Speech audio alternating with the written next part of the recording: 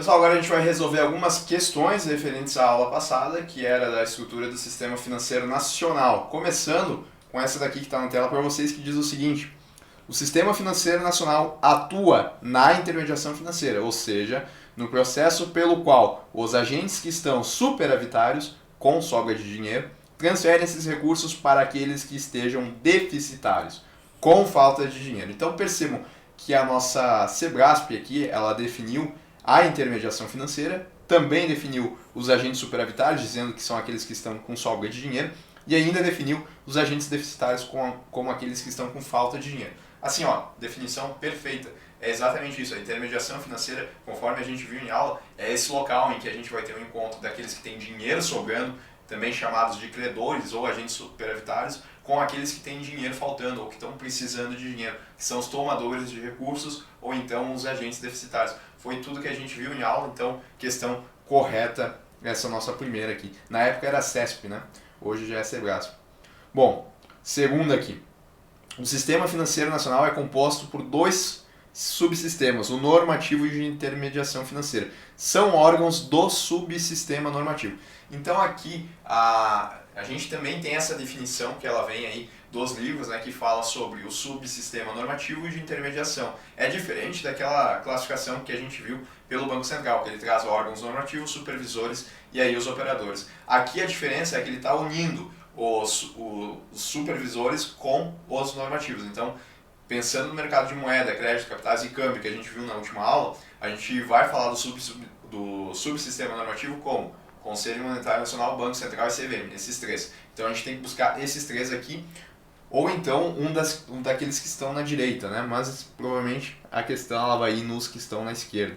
Só colocar aqui para vocês, ó, Conselho Monetário Nacional, Conselho Nacional de Seguros Privados e Conselho Nacional de Previdência Complementar. Esses são os normativos, e aí abaixo a gente tem o Bacen, a CVM, a SUSEP e a Previc. Então, ele chama esse pessoal aqui de subsistema normativo. Então, vamos ver. Conselho Monetário Nacional, ele aparece. Banco Central, também. O Banco do Brasil, não. A Comissão, sim. O BNDES, não. Banco de Investimentos, não. A Caixa Econômica, também não. A Superintendência de Seguros Privados, sim. A Bolsa de Valores, não. A Bolsa de Mercadorias e Futuros, não. Então, resposta aqui na letra A, tá? Vou só trocar a caneta que parece que está errado, né? Aqui, resposta na letra A, porque o Conselho Monetário Nacional e o Banco Central, eles fazem parte do subsistema normativo. Ainda poderia aparecer qualquer um desses outros órgãos que eu coloquei ali para vocês, que estaria correto. Só chama atenção, né, para cuidar quando ele coloca Banco do Brasil, porque as bancas elas adoram confundir Banco Central, que é Banco Central do Brasil, com Banco do Brasil. Então, cuidado para não caírem nessa. Próxima. Os órgãos normativos asseguram que os integrantes do sistema financeiro sigam as regras definidas pelos órgãos de crédito, de capitais e de câmbio, enquanto as entidades supervisoras determinam regras para o bom funcionamento do sistema financeiro nacional. Olha só essa questão da Sebrasp, que maldosa, porque ela trocou os conceitos, tá? O que ela está dizendo? Vamos só voltar aqui na estrutura do sistema financeiro. A gente tem os normativos, tá? Agora eu vou colocar aquela do Bacen lá que a gente viu, e os supervisores. E daí a gente está falando aqui do mercado de moeda, crédito, se bem que a questão ela nem falou moeda, né? Ela só falou crédito, capitais e câmbio, mas abrange também o de moeda. E aqui a gente tem o Conselho Monetário Nacional, tá? Conselho Monetário Nacional, e aqui a gente tem o Banco Central e a CVM.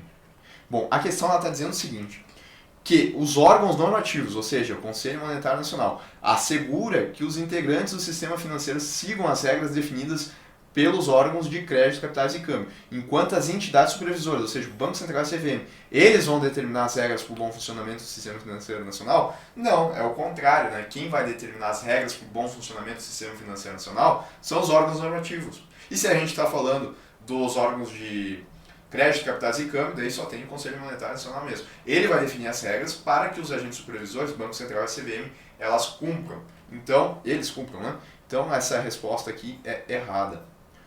O sistema financeiro nacional é formado pelo subsistema normativo e pelo subsistema de intermediação. Compõe o subsistema normativo. Mas, de novo, Renan, é a mesma questão? Não, não é. Olha só que doido. A gente tem a mesma forma aqui, o mesmo enunciado, né, da questão da CES-Granrio, o mesmo ano e tudo mais, mas é uma questão diferente. Bom, Caixa Econômica Federal não, BNDES não, Banco do Brasil, cuidado para não confundir, hein? Não. Banco Central sim, Banco do Brasil não. Conselho Monetário Nacional sim, Banco Central sim, Banco do Brasil não. Conselho Monetário Nacional sim, Banco Central sim, Comissão de Valores Imobiliários, resposta aí na letra D. Tá tranquilo. O Sistema Financeiro Nacional é composto por um conjunto de órgãos e instituições que regulamenta, supervisiona e realiza operações necessárias à circulação de moeda e de crédito na economia. Beleza, o que ele quer saber? São órgãos normativos do Sistema Financeiro Nacional. Então, quais são os órgãos normativos? Aí voltando para aquela classificação lá do Banco Central. Conselho Monetário Nacional, Conselho Nacional de Seguros Privados e Conselho Nacional de Previdência Complementar. São esses três aqui que são normativos, a gente vai tentar achar algum deles aqui na questão. Conselho Monetário Nacional, sim. Conselho Nacional de Seguros Privados também. Agora, o Copom não, que é o Comitê de Política Monetária, ele não. Conselho Nacional de Seguros Privados, sim, é o Conselho Nacional de Seguros Privados. Banco Central do Brasil, não. Superintendência de Seguros Privados também não, é a SUSEP, não, ela é uma supervisora. Banco Central do Brasil, supervisor também. Agora, Conselho Nacional de Seguros Privados, o Conselho Nacional de Seguros Privados, Conselho Nacional de Previdência Complementar, o Conselho Nacional de CNPC e o Conselho Monetário Nacional, CMN. Esses sim são normativos. Resposta aí, letra E.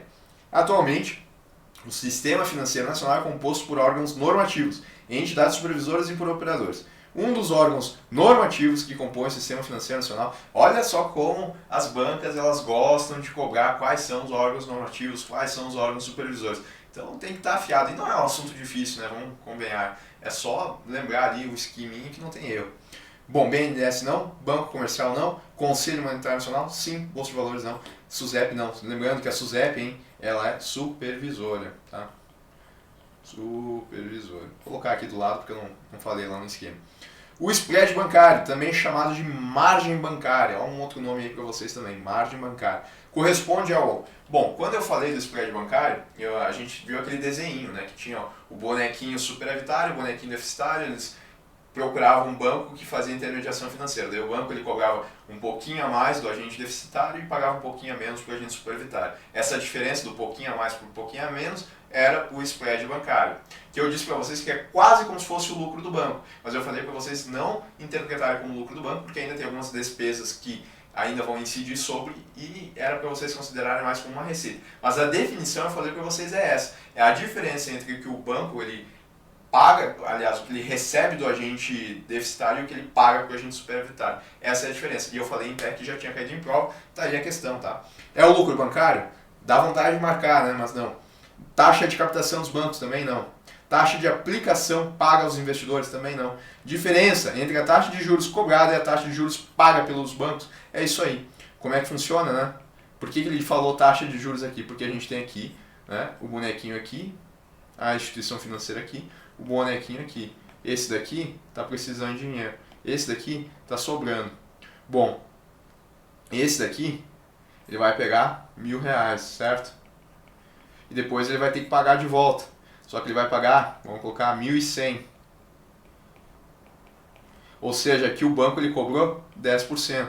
Esse cara aqui colocou R$1.000, né? Colocou R$1.000 no banco, vai receber quanto? Vai receber aí 1.050. Aí o banco aqui ele pagou 5%. Então é a diferença entre a taxa de juros cobrada, que foi os 10%, e a taxa de juros paga pelo banco, que foi 5%. Foi o que ele pagou para o superavitário e o que ele recebeu do deficitário. Outra forma aí de ver, tá aí a resposta correta na letra D. Próxima. O Sistema Financeiro Nacional possui órgãos normativos, supervisores e executores, com papéis bem definidos. A supervisão do mercado de capitais, eu falei brevemente, tá? Eu falei ali que o Banco Central é responsável por 3 mercados: mercado de crédito, mercado de câmbio e mercado monetário. Enquanto que a supervisão do mercado de capitais, que era um daqueles 4 que a gente viu que está sob a responsabilidade do Conselho Monetário Nacional, ela cabia a quem? A CVM. Então, resposta aí na letra E. Mas por que eu disse que eu falei brevemente? Porque isso daqui vai ficar muito mais claro quando a gente estudar a própria CVM, depois de já ter estudado o Conselho Monetário Nacional e o Banco Central. Mas mesmo o que a gente já viu em aula, daria para responder essa questão aí. E última da aula, tá?